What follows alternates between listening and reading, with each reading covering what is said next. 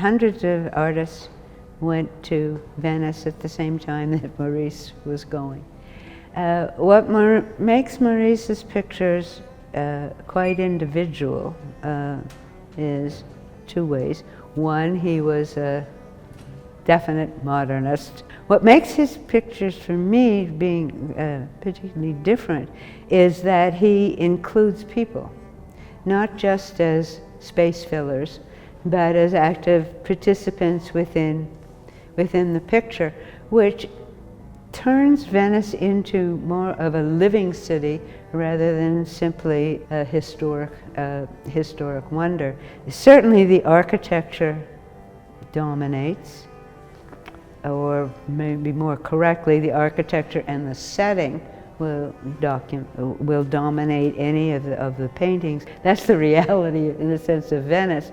But there are almost no pure cityscape pictures. There's always someone in the picture that shows that it's a lived that it's a lived city. And interestingly enough, they tend to be the ordinary people of Venice, what we would call working class or upper working middle class, etc. But they're Venetians. Occasionally there might be someone based, particularly women, based on their dress, which suggests that they could be a tourist, but the majority of the male or female are Venetian, which shows that it is their city as much as it is the world city in terms of being, an international treasure. So he always has the people participating in the city in very normal ways. They sit on benches, they sit on steps, they walk. They're always walking through Venice. They walk slowly, or they're talking.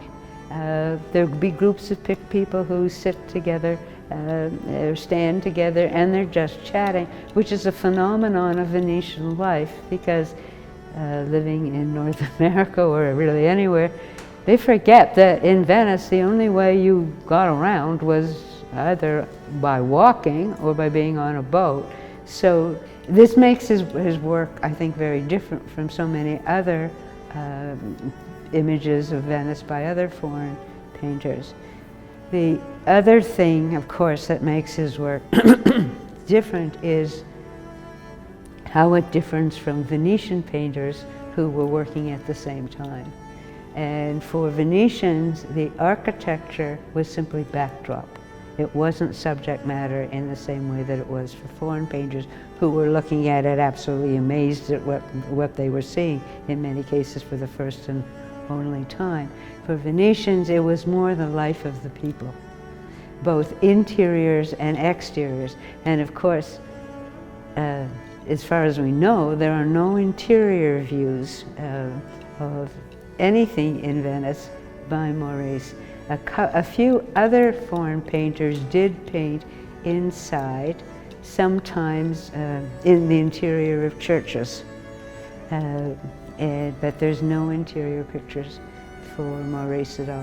Whether he did them and they've disappeared, who knows? But it seems that in all likelihood, all of his works were done sitting in a cafe or leaning against a wall or a bridge and just painting what he sees.